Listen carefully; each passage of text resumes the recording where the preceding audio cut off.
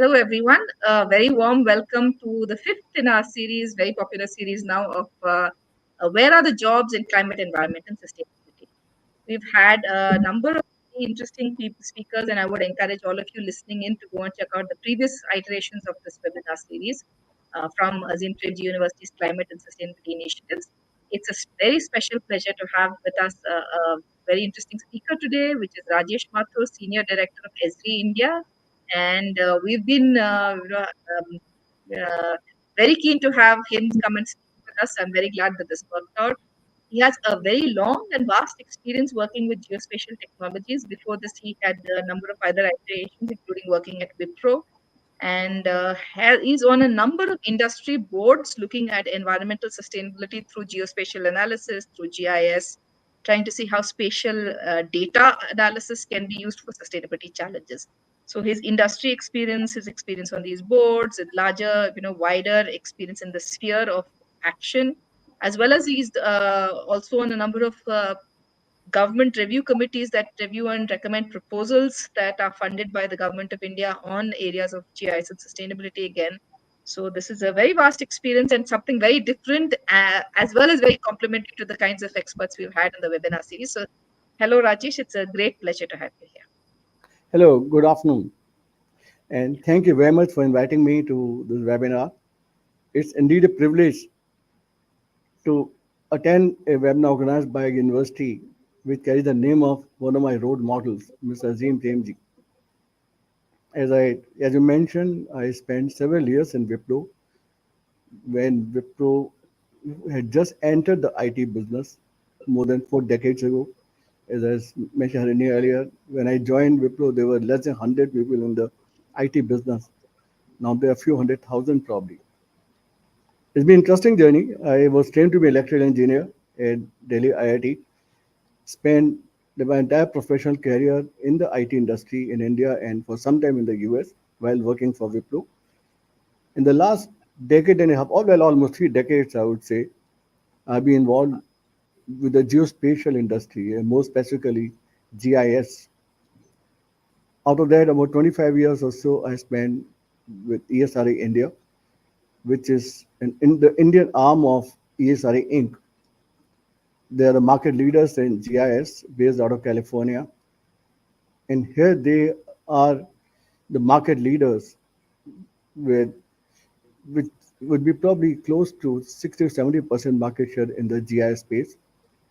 Our technology finds applications across a cross section of domains, remote sensing, of course, natural resource conservation management, water, forestry, agriculture, urban planning, security, safe cities, defense, and I can go on. The utilities, of course, electric utilities, telcos, and so on and so forth. I think for GIS, these are really exciting times. We are seeing, on one side, we have seen significant increase in deployment of technology across different domains. But what makes it even more exciting is how GIS and more specifically ESRI has leveraged the developments that are happening in the IT world, whether AI, machine learning, deep learning, IoT, AR, VR, big data analytics, cloud, and of course, in the more recent past, digital twins. It gives the users a variety of options to deploy GIS in different domains and also makes it accessible to everybody, whether you are using a mobile phone or a tablet or a computer. You can access and consume geospatial content using any of these devices. So these are really interesting, and I would say we are really living it up in terms of new opportunity that we are developing. Absolutely. And I'm just thinking back, so in 1993, I had just started on my PhD at the Indian Institute of Science with Madhav Gadgil, and we were working on trying to use remote sensing satellite images of the Indian remote sensing satellite system for biodiversity mapping in the Western Ghats. India had recently signed the Convention on Biological Diversity. I'm talking way back in 1993. Mhm. I'm wondering if some of our listeners might not have been born, and I know many of you are younger, but some of them, some of you are senior professionals also watching. And in 1993, India was still very much using visual approaches of looking at geospatial analysis. So very, very visual. You would take a map, you would put it on a tablet, you would manually digitize boundaries, and then they would be captured. And I was therefore one of the earliest users of Esri products in India. I think that time as I was telling Rajesh when we had a discussion on the phone this morning, I think there were of course users in the industry, there were users in the government, and apart from that there were maybe a small handful of us, maybe 5, maybe 10, definitely not more than that, using it for academic research across the country. Apart from of course ISRO and places like that which were also doing excellent research, but in academia we were a very small group. And now to look at the way in which GIS has exploded, for instance, just having things like Google Earth or maps of various kinds, different software companies on your platforms, I think that has been a real explosion. Everybody now knows how to read a map and how to navigate from it, and that is not something that was common. It's become therefore much easier to explain to people why you need to think spatially for any sustainability and environmental analysis. But on the other hand, I'm just also thinking of way back in again 93 when I was doing some of my work. I went to the forest department and there was a person there who'd been working for 30 years or no, 20 years, I think, on looking at aerial satellite images on forest mapping. And he gave me a very long lecture on these computers that had come in, and he said, "You're driving us all out of jobs if you people do this." And I'm now thinking of the challenges about AI and ML, but on the other hand, they're extraordinarily powerful ways of seeing and learning and making use of big data that we didn't have before, right? So there are a lot of opportunities for many of the listeners here in terms of how do you think spatially. But first, Rajesh, I'm wondering if we could ask you to step back a little bit, maybe tell us two different things. One is, how did you come in? You were working in Wipro, you were working with the business development and the IT and visioning strategy. How did you move into Esri? Because Esri is one of the oldest and most respected names in this business Mhm. of geospatial analysis. And secondly, if you could tell people, many will know, but many will not know, what is Esri, what does Esri do, and why is it so important to the field of sustainability? Okay, interesting question. All right. I heard the term GIS for the first time in Bangalore, in a street in Windsor Manor. I had just left Wipro. I was working for a computer hardware company in Delhi. Modi Oliveti was head of the marketing. Not really enjoying what I was doing, so I was open to the idea of changing because, well, I don't want to go into the details, but when you have worked in Wipro for many years, you are used to a certain style of management. You are used to a certain style of working. And clearly, the place where I was at that time was different. I won't say right or wrong, but it was different. So I was open to a change. When I met one of my earlier bosses, and he invited me for a breakfast to Windsor Manor where he was staying, and he asked me to join the company. The company was IDM, which was an SCL group company, headquartered in Bombay at that time. And he explained to me the company's business. I wasn't very familiar. While in IDM, I mean Wipro, I used to compete with IDM because they were selling hardware from Nelco, a Tata company, and of course we were their competitors. And he said that one of the most exciting technology we have other than computer hardware and all, which is normal routine stuff, and that is GIS. And I couldn't figure out what he was talking about. He explained to me the applications. I got interested and I joined the company. And IDM was at that time the distributor of ESRI in India. That's how I got into it. And later, the business was it was an SCL group company. The business was transferred to NIIT, and which led to a formation of a joint venture between NIIT and ESRI Inc. And I was asked to head that company as the president of the company, and I served in that role for about a decade and a half. Later, moved on to become the vice chairman of the board and so on and so forth. So it was, I would say, more by accident that I got into it. Until that morning, I didn't even know what the term was called GIS, and I never looked back. I think one of the attributes of the GIS professionals I come across is the passion they have for this technology. And in my days at Wipro, one of the attributes I acquired was having passion for what I was doing. And that's why when I said Mr. Azim Prem, the AHP, as he is fondly called, in Wipro. His passion is infectious. I mean, and so that attribute I acquired from him, have passion for whatever you are doing. And this technology is truly exciting. And even though I retired many years ago, I continue to be associated with it. ESRI, of course, has been in business since 1969 when it was set up by Mr. Jack Danjamon and his wife Dora Danjamon as a consulting company earlier in this domain, but GIS term had not been invented. And later that went on to develop a product called Arc Info, and of course the rest is history. I stayed on, and I continue to be associated. So this journey has been interesting. It's long, and it's a journey with the end not in sight. Let me put it this way. Mr. Danjamon has told me time and again. He's told me once a few years ago. He said, "Both you and I quote, you and I will die with our boots on." I don't know if it will work that long, but I don't know when that will happen.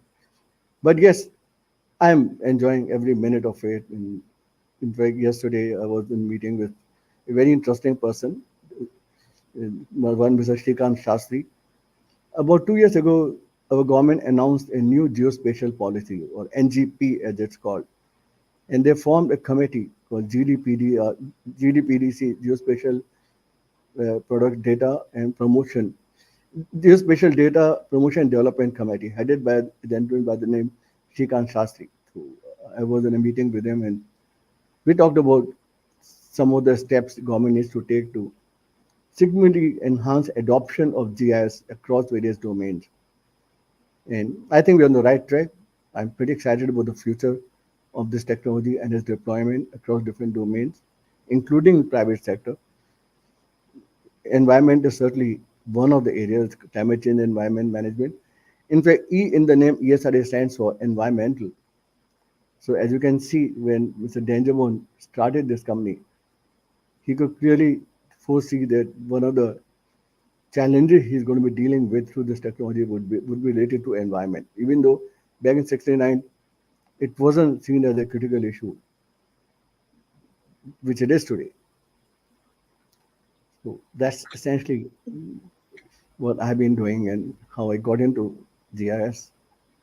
Very interesting because it also, I think, one of the things we have been seeing in parallel with a lot of the webinars that we're doing, and I think that points to the evolving field of sustainability that many of us are doing not what we were trained to do originally.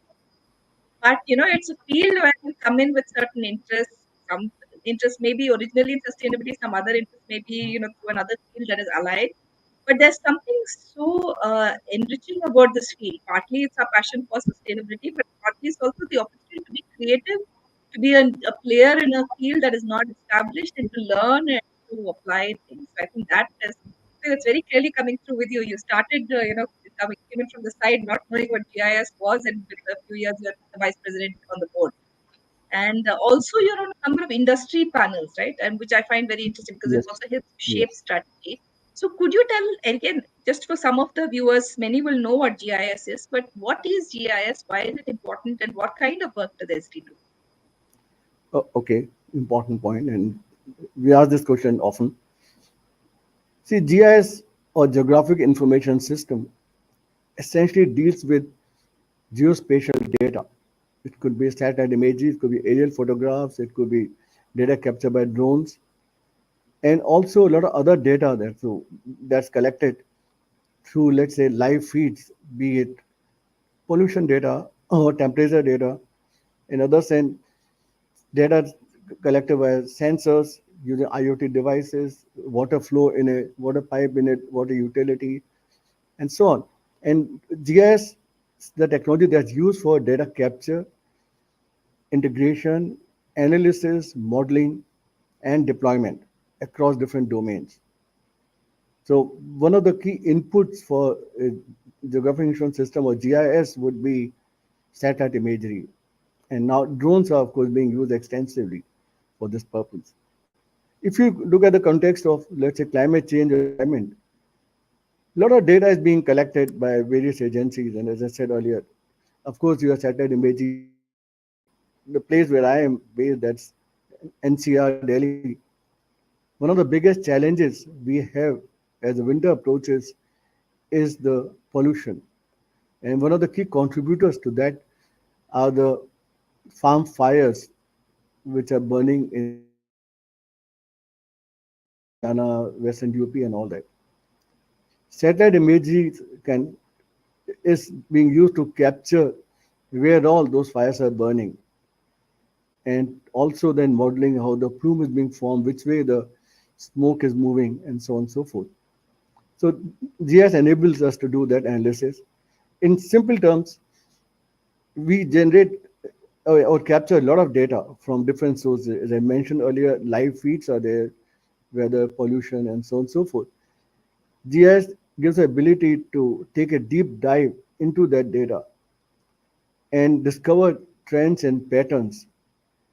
It helps us in discovering spatial correlation or the causal analysis. What is caused by what?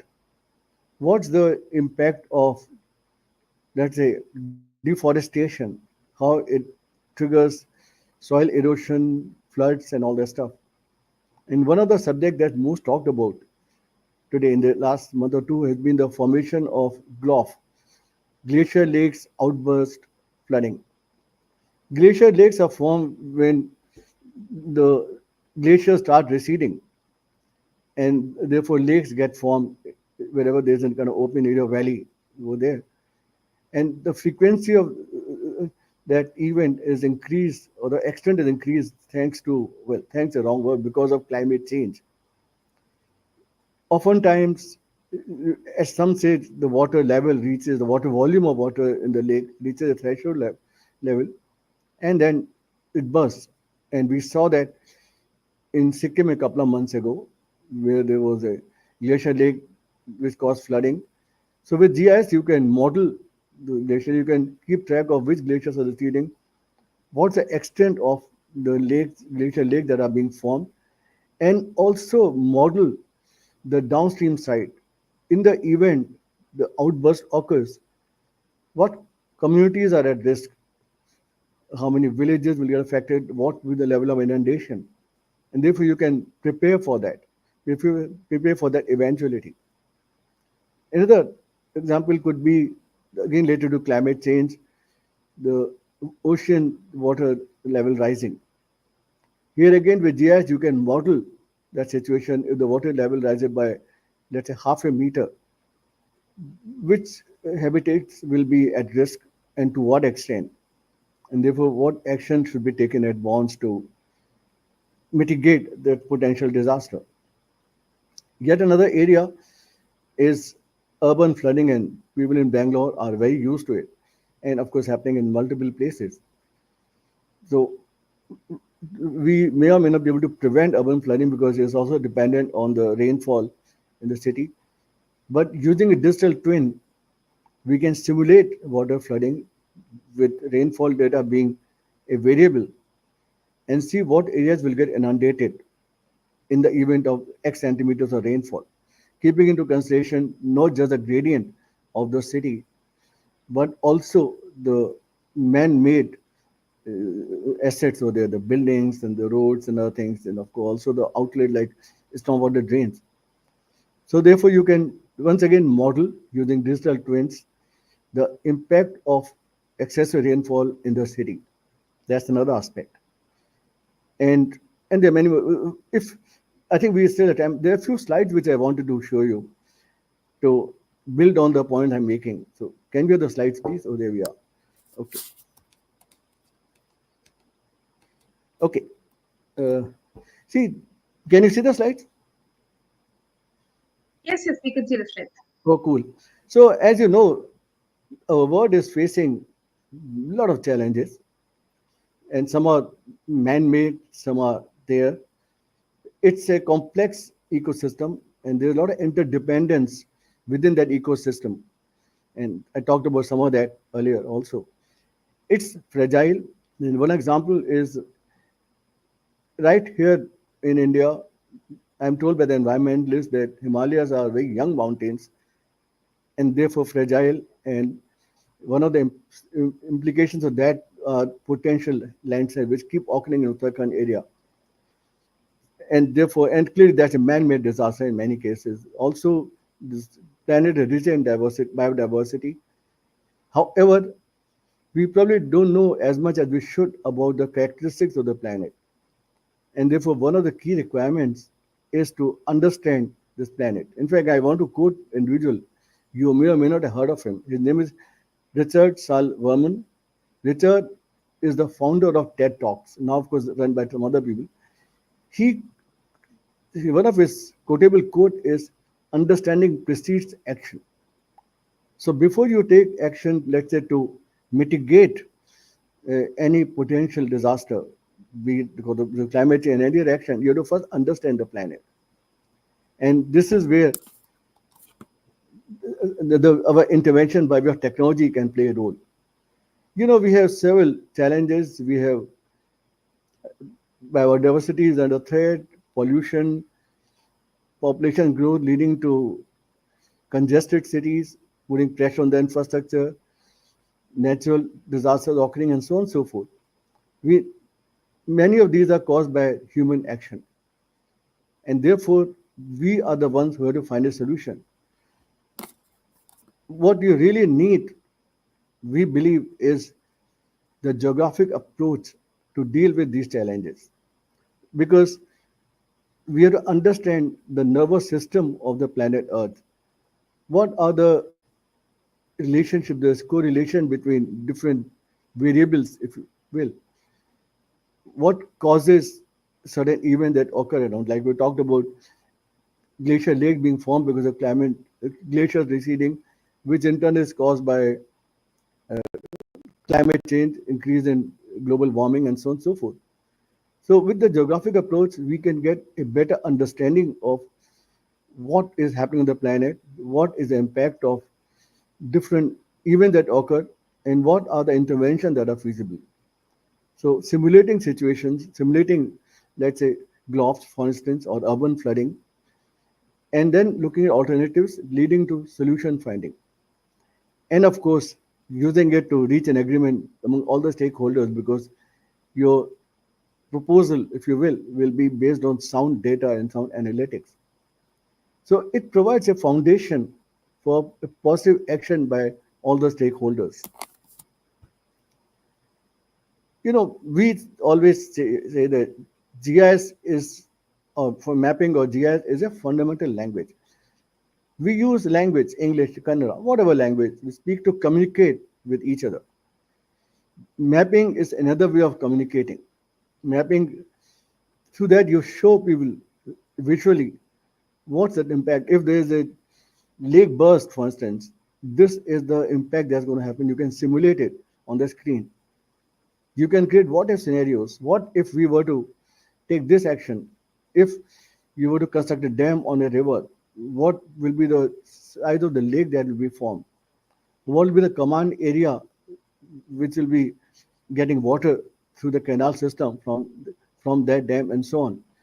So you can create scenarios, you can do modeling, and come to, as I said earlier, more informed decision making.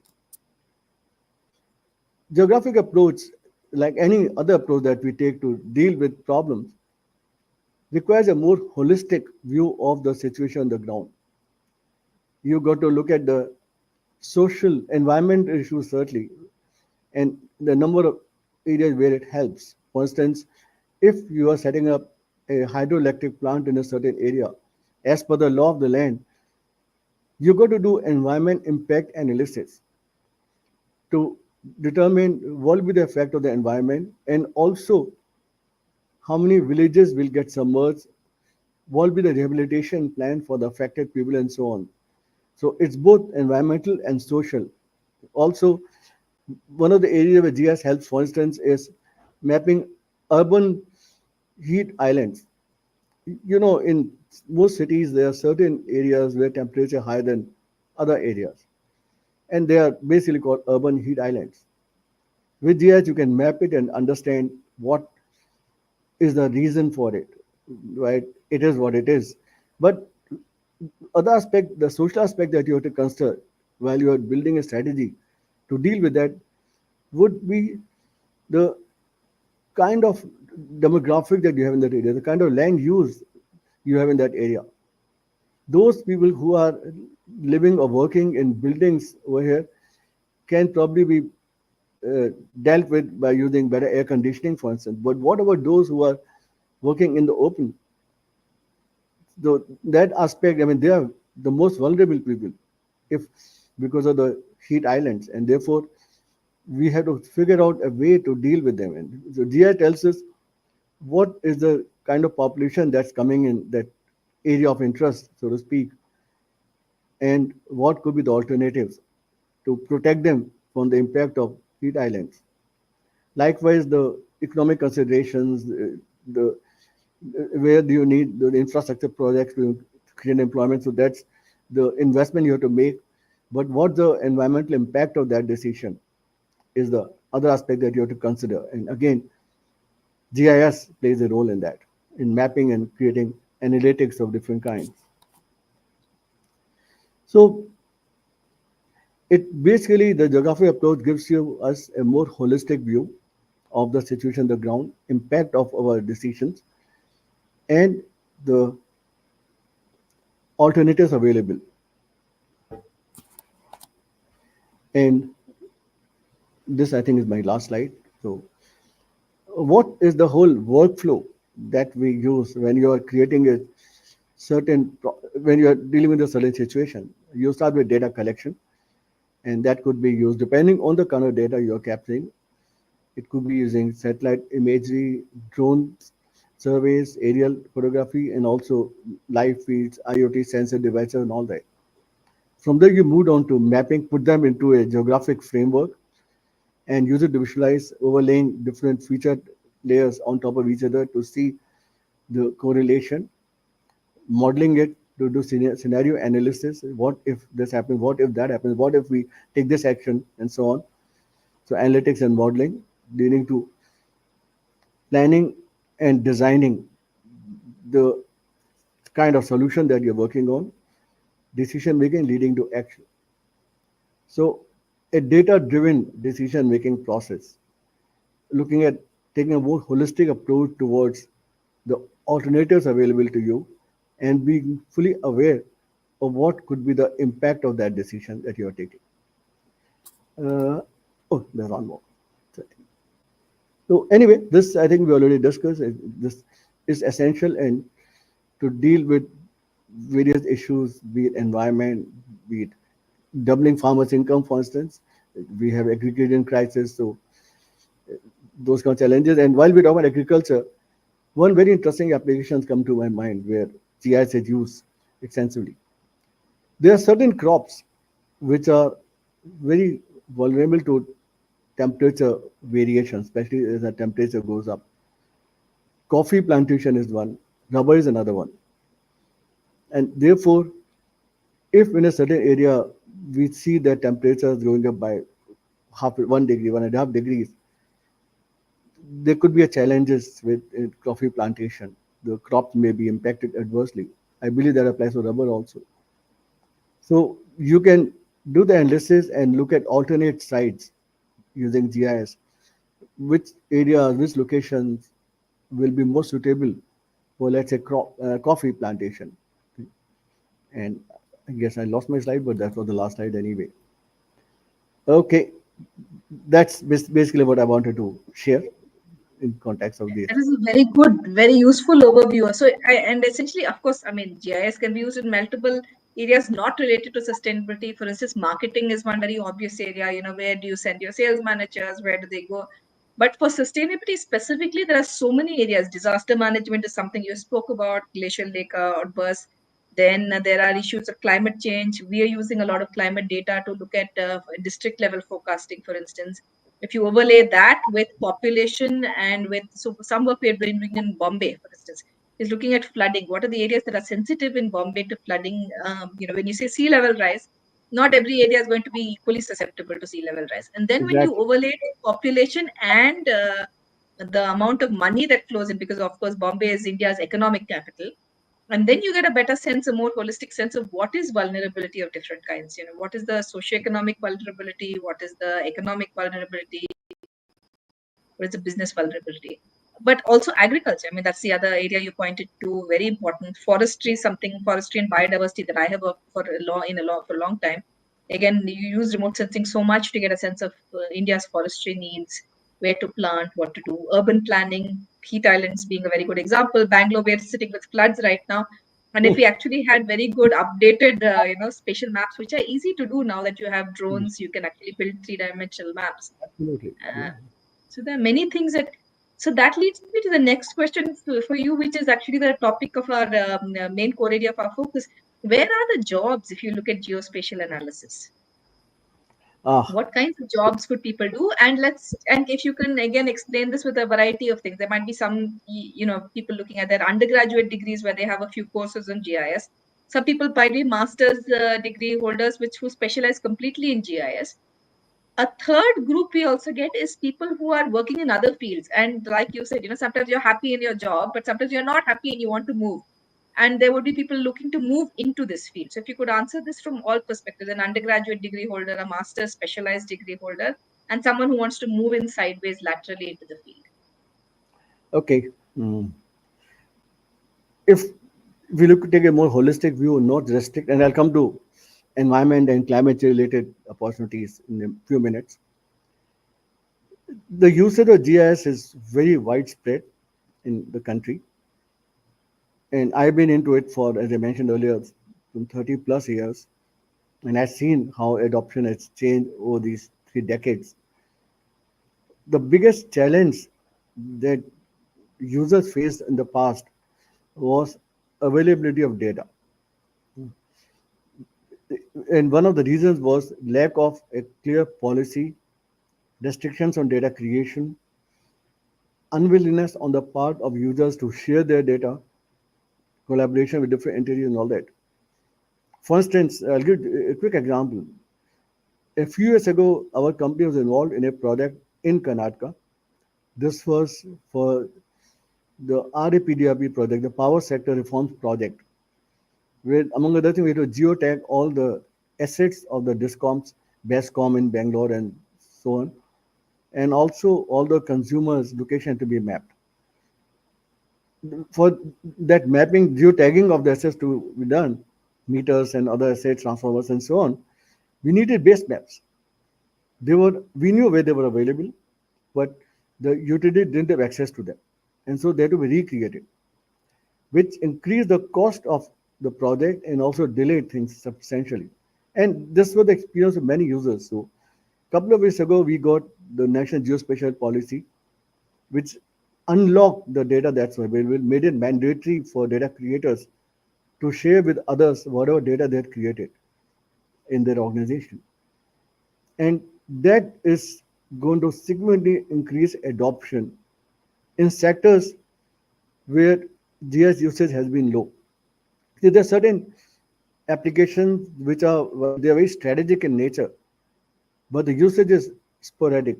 It's not that you use it every day. Especially, let's say, in commercial organization for business analytics, for site selection, for logistics, for routing, a whole bunch of applications. They need location information.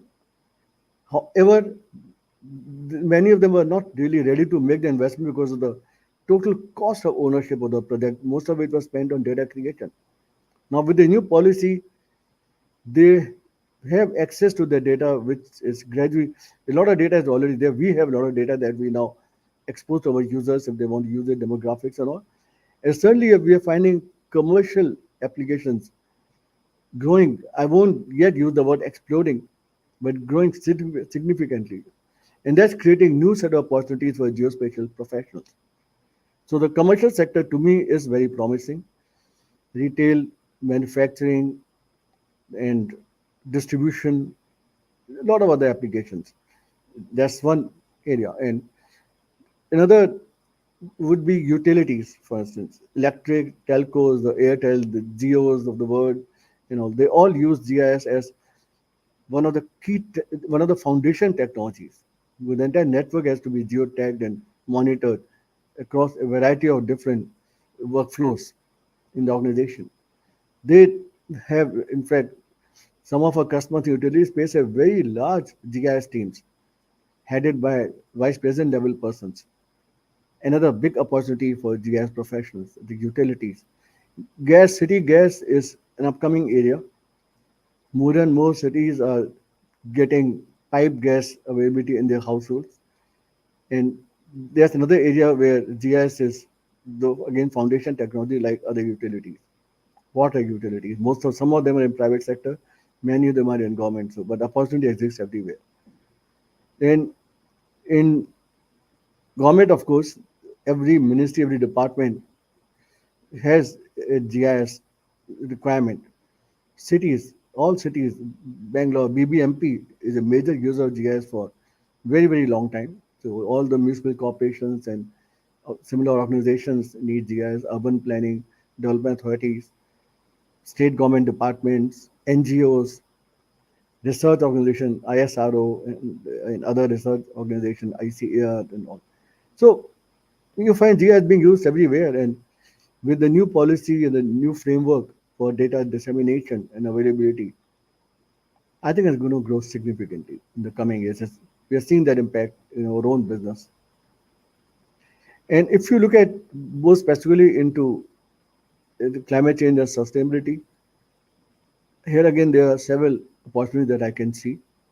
One is in the corporate sector. A few years ago, government mandated that all companies with market capitalization of 1,000 crores or more must submit ESG compliance report as part of other compliance reports. Now, to meet the statutory requirement, of course, the report may be prepared and submitted, but it always comes with certain goals to be met. And GIS helps you in doing both, in capturing data, analyzing the data, and also working on plans to meet the goals, the carbon footprint, for instance, carbon sequestration, and those kind of things. So today, what a certain number of companies are mandated, but looking at the trends, I'm sure many more will fall in line. Likewise, for infrastructure projects, again, environment impact analysis is a necessity to get environment clearance, whether it's any infrastructure, the road sector or hydroelectric dams, airports, and whatever. You need environment clearance, and therefore, environment impact assessment is one of the requirements. So, a lot of consultants do their job for the organizations, and they use GIS as one of the technologies to do complete modeling and everything. So, a lot of consulting companies who are serving both, whether it's for ESG or for environment impact analysis, would be potential employers of geospatial GIS professionals. Then NGOs, of course, NGOs addressing a variety of different areas use GIS extensively. I have some friends in Bangalore who are doing some work in urban domains, for instance, and GIS is the core technology they use. Research organizations, I mentioned earlier, and of course, academia, conducting training, education, and all that. So I think opportunities are immense. The latent demand for GIS is very high. And with the enabling policy framework and availability of quality manpower, I think we are really equipped to leverage that, grow the market, and create new employment opportunities. That's very interesting. It also, I mean, I think for us as a validation, and I anyway have this old interest in remote sensing and GIS, but also for many years, ZMPMG University has a very strong geospatial analysis team. And we have a number of senior faculty, and we run short courses. We run, it's a very core part of our undergraduate and our master's programs. And it's Mhm. not just basic GIS and advanced GIS, we also do remote sensing and fairly Oh, high yeah. tech. Now we are looking at geo AI for our research, trying to see So how that great. can be brought in, and a lot of different kinds of research projects. Again, with some with private funding, some with government funding, and things that can later feed into government programs. But what we find is it is so, and this is a question I want to throw open to you again. People want to know how to learn some of these things, because often when you come in, we are a university that does subsidize a lot of our short courses, for instance, for working professionals, because we feel like people should use this. But you know very well that GIS courses and remote sensing courses are often extraordinarily expensive if you take the short courses that are capacity building. So what kind of expertise do you think this requires? Do you think people can learn on their own? Do you think they need to take a professional course? Could they learn online? What kind of you, because again, with your industry experience, not just with Esri, which provides the software and the basic tools, but also looking at industry, government, sitting on boards, trying to plan strategies, looking at future growth. Sure. Where do you see the growth areas in this, and what do you feel people, what kind of educational base should people strengthen their capacity? Oh, very something which is very close to my heart. And if you for a minute look at the skill pyramid Hmm. for geospatial, but that applies to any domain, any technology. At the bottom of the pyramid, you have programmers, software developers, and all that. These are typically fresh graduates or postgraduates who are skilled in certain uh, programming skills, dealing with some popular packages and so on. The middle of the pyramid is the important one. These are the people like solution architects, system analysts, image analysts, DBAs, and the likes. People with good knowledge of contemporary IT, with knowledge of at least one or more domains, whether urban planning or it's utilities or something. These are the people who designed enterprise systems, integrate with other information system like GIS with CRM in a utility, for instance, or SCADA and others, doing that integration. And probably that's the biggest challenge today we have in the industry, the middle of the skill pyramid. The top of the skill pyramid, we have the program managers, project managers, and the like. For a fresh undergrad or a graduate, the bottom of the pyramid is the starting point. And oftentimes we find that what they're taught in classroom gives them the fundamentals of the technology. A lot of a lot of learning is required after that, after they join the industry. And my company, and I'm sure other companies also, put freshers through a 4 to 6 week boot camp, and where basically they take care of the gaps which were there in skill gaps, and then they're good to go. But that's one of the number of other ways of acquiring skills. For instance, one is internship. I'm sure APU has that internship program. I think it's important for the student to choose the organization where they go for internship very carefully, because I don't know what's the internship duration. I always advise universities that, especially if they're going for master's degree, they have at least one semester long internship. Look, we if my company we get somebody for 2 months, we are not going to invest in her or him, because the person will come pass time for 2 months and go away. But if somebody is going to spend a semester with us, then we would invest, and we do invest in their training, put them on real projects. At the end of that, they acquired a very deep knowledge of how technology is deployed in the real world. And it's been our own experience for years that most of the interns eventually get hired by the company. And they are more stable than others because other direct recruit, because in those 4 to 6 months they spent in the company, we have got a better understanding of the capabilities of the individual, how suitable she would be in our organization. Like a student has got a good understanding of what our business is, what are the possible roles that will be given to him or her. And therefore, if they decide to accept our offer and join, they know what they're getting into. So internship, I think, is very, very fundamental. That's one. Second, I think, would be the kind of projects that they do while they're studying in the university. I come across several experience in the last few months and even in the past too. Our company gives a scholarship to MTech students. We have 10 students who we select through a very extensive evaluation process. And each of those, and these are the students who are doing the master's program and they just completed the first year. They get 1 lakh scholarship during the second year. So they get selected, they go through a jury round review. I've been always a member of the jury round. And I find very interesting, it's a very interesting experience for me. Some students are doing amazing projects, amazing, using contemporary technology, AI, machine learning, IoT, what have you. They are, I mean, if I had my way, I'll just say, come and join right away. Don't wait for completing the course. But on the other hand, some other projects, some other students are doing some very basic visualization kind of work, which is important application of GIS, but it's very basic.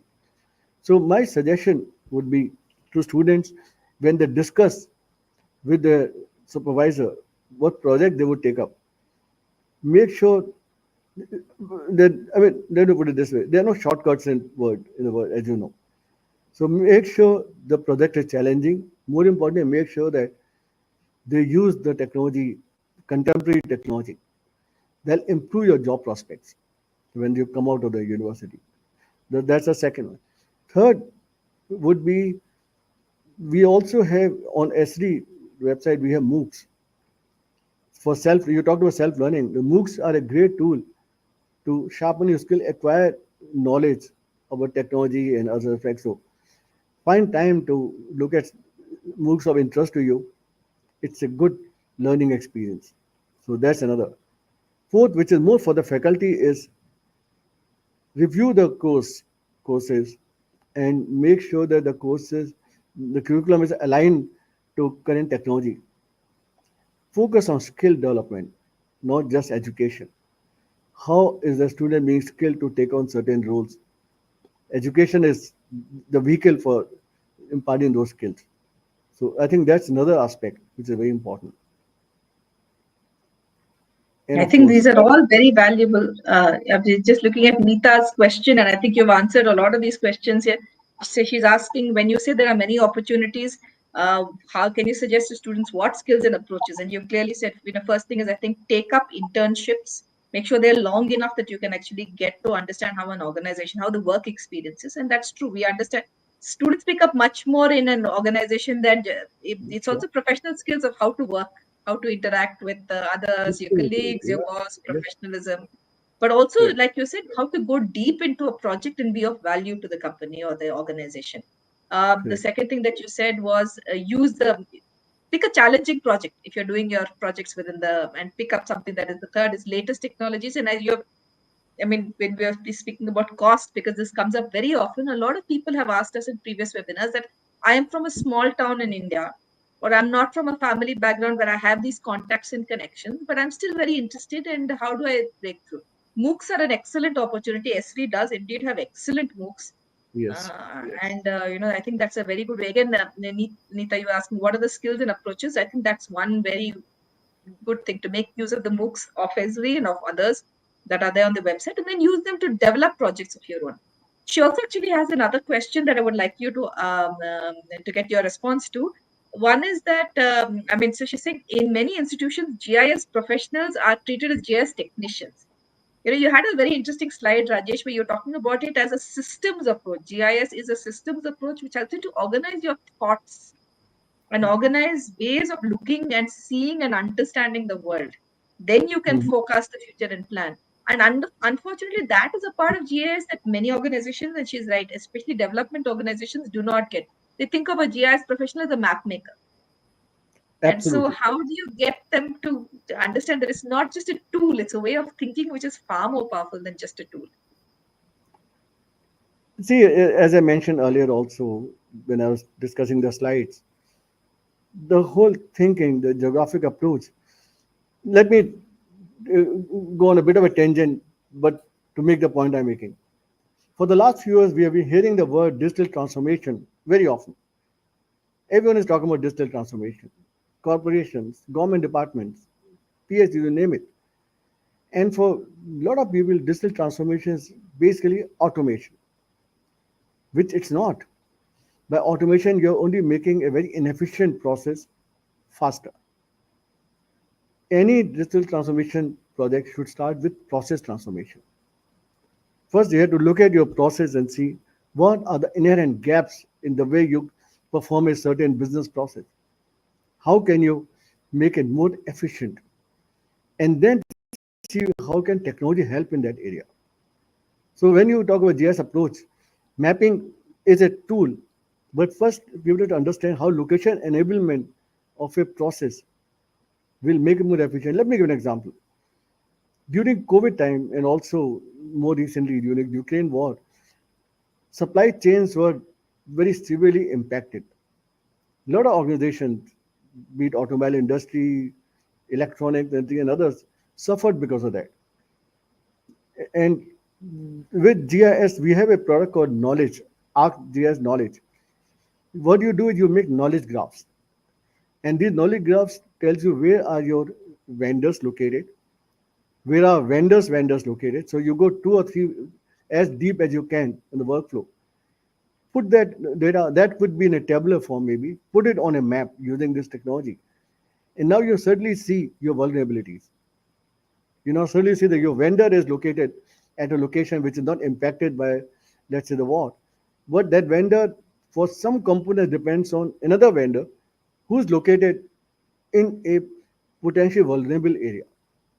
So therefore, with GIS, you can look at the entire workflow and see how you can make it basically risk-free, de-risk the whole process of procurement. So that's again one of the area where we are rediscovering the whole process. Basically, the end goal being you want to de-risk your manufacturing, not so that it doesn't get impacted by what's happening in the environment, which is beyond your control, like wars and so on and so forth. So there are a number of such areas where again you go take a deep dive into your business process and revisit how the information flows. And I think again, taking off from what you said, there's so essentially GIS, if you think systemically about GIS, not just GIS as a tool, it Yeah, allows you to think of resilience and criticality and nodes of where you can have the greatest amount of influence. And that's how you should be thinking of them as spatial nodes, right? exactly. And Yeah, then you could shift, you might be a, let's say, an ecologist who uses then GIS in a company for climate change criticality of supply chains. Or you might yeah. be a public health specialist and analyst who then coming to a gas company and saying, okay, where do you do natural gas pipelines? You could be moving from one place to another. I think that's what also young people entering the field need to think of. How can I be flexible and show someone in a completely different job area that I can be of use to them? Exactly. Yeah, because location enablement reveals a lot of information which is not visible. And in fact, one of our taglines a couple of years ago used to be "See what others can't." Ah, And this is with GIS. You are loaded with data.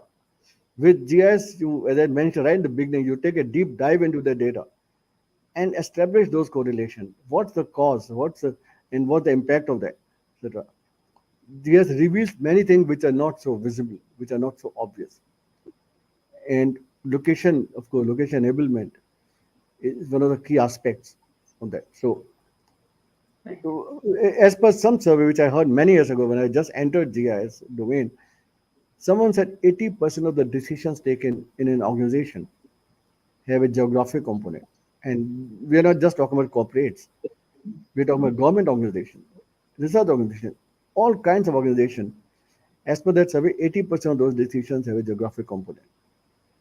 And therefore, without GIS, you may be able to do it, but that may not be the right decision.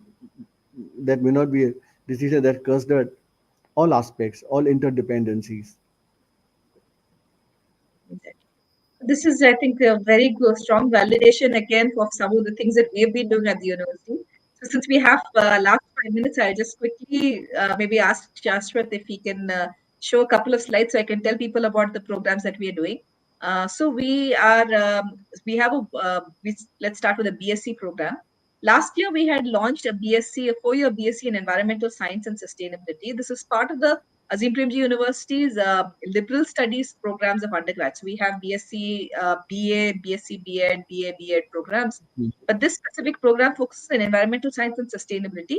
The unique nature is often many of these programs in India are tend to be disciplinary focused. If you do environmental science, you will learn the science. You will, if you do an environmental studies program, you will learn the social science aspects of maybe public health or exposure to poverty and relationships between poverty and pollution and things like that. We believe that both of these are important. You need to understand the politics of environment. You need to understand a core deep dive into the environmental science. And you need to understand the practice elements of it because you need to work in the real world area. So the BSc in environmental science and sustainability is aimed at that. It's a disciplinary major, which is 80 credits. You can also take an occupational minor in areas related to sustainability, which will give you an additional 25 credits. There's a common core curriculum.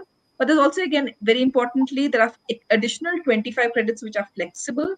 You can do things like climate data analytics, like advanced GIS, advanced remote sensing, and you have a research project or an internship which you can take with the university, which is a 15 credit semester long program. And Rajesh was actually mentioning this. This is the reason we've designed it this way. That many organizations have now told us that many people want academic institutions want to send us students for 6 weeks, for 4 weeks, and it simply doesn't work. By the time you start It training doesn't. them, they're ready to leave. So we're going to do an entire semester, and it can be a research project with the university, but very importantly, a chance to do good internships in very reputed organizations across the country. So I think that is a very important part of this. That's something they do in the fourth year. And this is some things that, every one of our courses is trying to relate to some aspect of field work or something new that the students can demonstrate. You can see one project, which is, the students peering into a pond water. Basically, we've got dirty ditch water and they're looking at microorganisms swimming in that water, and then they get to look at the microbiology and what kind of microorganisms there are will tell you whether how healthy this is and how safe this is for drinking different kinds of things, because you shouldn't Sure. have sterile water in a pond, but the kinds Sure. of microorganisms will tell you whether it's good for health or not. The second one is a weather station. We have an automated weather station. Shashwat, if you can keep the BSc program slide. Yeah, thanks. So the second photograph that you see is our weather station on campus, and again, this is a live weather station with parameters, so you can do some modeling of weather dynamics. And the third is an Earth System Science course where the students come up with web pages that they design. And Rajesh, you were talking about Velandur Lake. Here is the mystery of Velandur Lake, and they're talking about why it is actually a mystery: how, where, when, why, and then what do you do? What's the solution to move forward to this? So it's an integrative program where our courses, all the way from just individual courses to the entire curriculum itself, gives you an opportunity for a lot of real world engagement. Then the next program, the MSc. Yes, and next year we will launch a one-year MSc program in climate change and sustainability. There's two opportunities. One is if you are someone with a 4-year degree already, so you've done an engineering program maybe, or you already have a master's. Now under the NEP in India, you can do a one-year MSc. It's very focused. These are the courses you'll see, very again job-oriented: climate change, planetary Yeah. boundaries, energy, research methods, life cycle assessment, water management, ESG, geospatial analytics, very core part of what we do: nature-based solutions, climate investments and risks, social media and policy, and systems thinking. There are a number of careers people can take. We very importantly, we are keeping it open for students from science, humanities, and engineering. We don't have a prerequisite. What we do say is you should be comfortable with data. There are many humanities students who are comfortable with data, and they bring a very unique perspective. We encourage all kinds of people to apply. We also have a few years, 3 to 4 years of work experience and a 3-year degree. You can still do a 1-year MSc. Okay. Secondly, you have an option of doing a 2-year research-based MSc. And when we say research, research could be in a company as well as with the university. So you could enter as someone with an undergraduate 3-year undergraduate degree, or someone who just wants to embed themselves more in the field. You do 1 year of coursework with us and 1 year embedded in an organization working on a specific program, which, as Rajesh says, can be extraordinarily useful. In fact, people who have the second year to spare, I would strongly urge you that you think of it as a 2-year program, because you get so much more exposure into real world experiences. In fact, Very good. you can break up the second year of research into 2 different internships also. So you can work in 2 different organizations and get a variety of experiences. So this is the innovative, and we will also have a lot of people. Rajesh is one example. We've had many experts, and we're very fortunate, I think, to have had his expertise. We would love to have a lot of people like this come in and interact with the students to be professors of practice in the university. And we Mm-hmm. really believe that a university of our kind should be real engaging with the world that is out there, sending students who can make a difference in climate change and sustainability and environmental catastrophes, because the scale of the problem is huge and we must all make a difference. So Of with course. that, with that, we should get close to concluding. Thank you so much, Rajesh. This was extraordinarily benefit of your insights, and I think we've got a very nice broad scope of view of GIS, as well as a deep dive into specific issues of interest to the students about what they do. Thank you.